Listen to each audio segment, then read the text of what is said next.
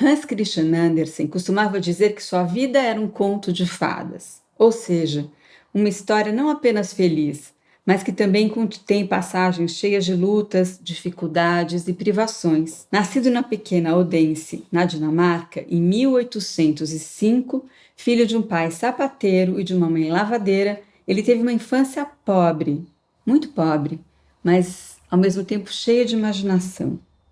Um dos seus passatempos preferidos era brincar de teatrinho com o pai, que transformava as caixas de sapato em cenários originais para as narrativas das Mil e Uma Noites.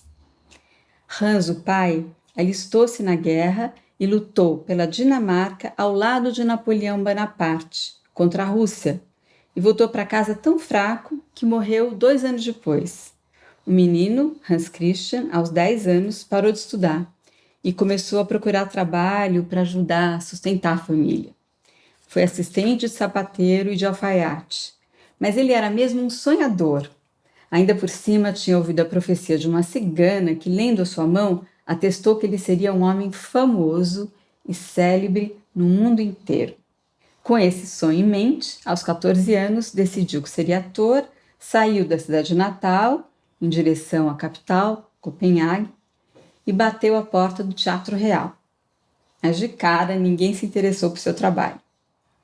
Ele ficou por lá, vivendo na pobreza, fazendo bicos, até que um musicista importante o convidou para entreter os seus convidados no jantar. E aí ele, empolgado, começou a declamar, cheio de emoção, derreteu-se em lágrimas, e os convivas, enternecidos, resolveram ajudar o rapaz e pagaram seus estudos iniciais. Depois, ele conheceu Jonas Collins, que era um senhor rico e influente, que acabou adotando o nosso querido Andersen, e assim ele conseguiu com o rei Frederico VI uma bolsa de estudos para estudar e viajar. Andersen se tornou um escritor viajante, que nunca se casou, nunca teve a sua própria vida, passou a vida se hospedando nas residências de mecenas e pessoas ilustres como Charles Dickens, na Inglaterra, Victor Hugo, na França. Onde quer que ele chegasse, começava a contar suas histórias, juntando crianças e adultos ao seu redor. Em sua mala nunca faltava curiosidades, como, por exemplo, uma corda, que ele guardava por precaução para escapar pela janela, caso houvesse algum incêndio. Nosso Hans Christian Andersen era um personagem bastante original e ele era muito alto, tinha uma voz estranha, um pouco esganiçada, ele tinha um nariz muito comprido, ele não era uma figura que tinha uma beleza, muito pelo contrário, e portanto ele não conseguiu, como ator, ter um lugar ao sol, mas como escritor, nunca houve alguém que comovesse tantas plateias, juntando crianças e adultos, para todo mundo se enternecer, se encantar e ser advertido sobre questões que são fundamentais para todos nós, como a questão da justiça social. Assim, o menino pobre que passava a conviver com a nobreza construía histórias sobre ela, como em A Princesa e Ervilha ou A Nova Roupa do Rei, mas era com as pessoas humildes, com os pequeninos e frágeis, e com aqueles considerados diferentes e até marginalizados, que ele verdadeiramente se identificava.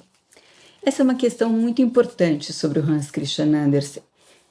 Eu acho que ninguém protagonizou melhor a questão da justiça social nas histórias como ele. Bom, em primeiro lugar, a gente tem que pensar que o Andersen, na maioria das vezes, não adaptou os contos de fadas tradicionais que vêm da tradição oral. Ele fez isso também, mas na maioria das vezes ele inventou e criou histórias autênticas, próprias. Por isso, ele é considerado o primeiro inventor moderno de contos de fadas. Agora, vamos olhar para as histórias mais conhecidas. O que é o Patinho Feio? O que é a Polegarzinha, por exemplo? São criaturas pequeninas, frágeis, muitas vezes abandonadas ou desprezadas, que acabam ganhando destinos maravilhosos, né? Patinho Feio acaba que ele é um cisne, e ele é lindo, ele encontra a sua turma. A Polegarzinha, depois de passar por tantos desesperos com os animais, ela acaba encontrando um príncipe dentro de uma flor que vai ficar com ela, vai ser o companheiro dela. E assim a gente pode passar por várias histórias. Talvez nenhuma seja tão triste quanto a história da pequena vendedora de fósforos. Não sei se vocês conhecem essa história, mas ela conta sobre uma menininha que perdeu a avó, que tem muita dificuldade financeira e a mãe obriga a vender fósforos, mesmo na noite de Natal.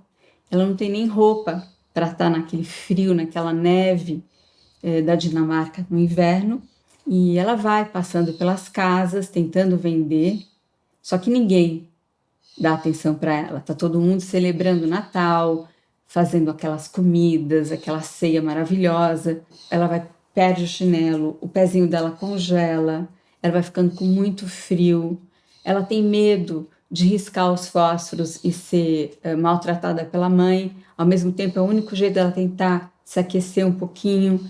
Então ela risca um fósforo e o que ela vê, né?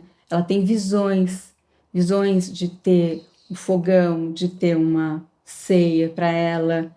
E a terceira vez que ela risca o fósforo, ela tem a visão da avó, dessa avó tão querida que ela amava tanto e que já tinha morrido.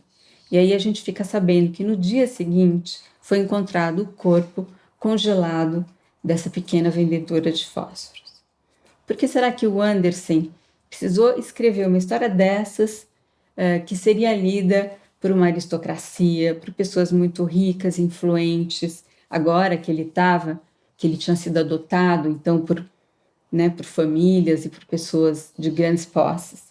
Justamente porque ele queria demarcar e deixar claro e relembrar as pessoas das diferenças socioeconômicas vigentes e do que aquilo significava, de como as histórias poderiam ter um poder de modificar aquela situação.